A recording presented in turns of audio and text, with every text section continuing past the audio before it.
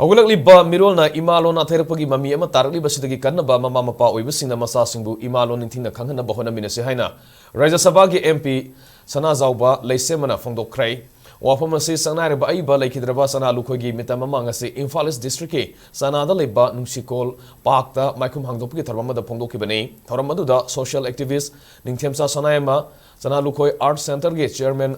Sana lembi amadi angom ningthau angom poireito na athoi mithunan chungena saru yaki leikidraba sana lukhogi loinaramba lupsing yauna pangthokpa thorammaduda sana jawba leisemana makha na hai leikidraba sana lukhoina sana mehilaining hingana bohonaramba kaya natana aiba ama oinasu lila drama kaya dasu ku tharamkiba salon yamba ozamani ozasina mapalamda masoi takraba maitegi khulsinda satuna aikhogi lon amachung mayek sakhona ba takpi tambibi thabaksu paikhalamba Mare bakpo thamoi sena nungsiba lusingba amani haiki awaba marakta ikoi soti chai ani makai ahum khangi adubu siga awaba se ikoi ware hadana ikoi umsi se loisalhan gi ya sigi awaba se ikoi da mai ikpa kunsirolam ko sengotpa matuk tai loinana haureiba isa inau sing mayam se mareba nungsiba ko se hapam masan masidam kak chang masi ajana streamline tawba matik chaba leader hajana lamjing bebangamba madune khon hodi thigida sana koning masu masida lawba yaba thongdang si lawlaga ikui puya lairik sing ase hingal hanba aduga miyamda mase yohanba masi yam changi yari be makai ekona subana social function tawba kai tawba matamda imano jisina si ekoi gida legam da potiti phai ni ge maron tu koi haiba da kai dia tu ekoi gida leijab sing to thok sam ni ge maron tu samni ma da sakra gadi aduna ne banga si ekoi ge anova miro la mathro pasi ekoi ge lamdam si lai hau ga samna ra tab do mo khak taw ar masi samna han ba mu chang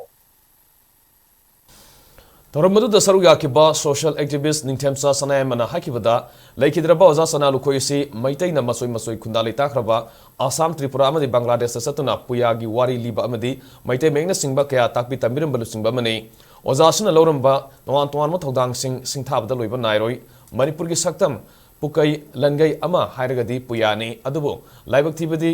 Singu maisau kyan idamba puya sing mapung fana pabungam dana puya da yauriba pukai langai sing miyam da yahunmangam dana leiri lamdam asigi leiriba puya sing asi nainabada akana baloising ama Manipur University amadi Danamanjuri University da likhatki adu puya asi University amadi college ki thakta tambibagi mamidi ngasi phawba tadana leiri lamdam asida puya khaktagi oiba institute ama linkhatuna leiriba puya sing asi khongolaga digital format ta ontholabadi miyam da khanghan bangam ba khaknatana maling bithakta Manipur gi civilization asi masak ta pangamgani haina phongdokhi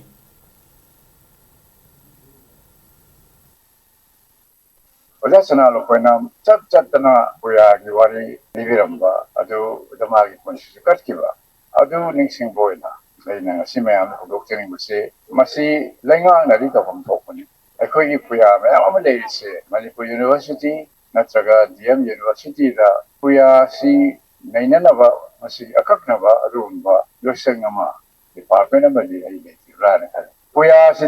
university amadi college da tamagiwa natana puya khakti hoiba institute ama lekhat pasu ya matok ta ne khale chai chok le ru puya mayam singa se masi puya loiba mayam le kwai ru puya mayam singa se magi puya singa do puraga institute da thamba pining daga su madu digital format da loina loga ado institute da online da website da thagatana Manipur manung khakana ta bada maleyungi mahong kurimakta Manipur gi civilization masak takwa akoi intellectual capability masak takwa adumba puya singa se telepak sing scholar singna research da waya mo da akoi puya sing to puya maru oi have se kai me am da thongrok jage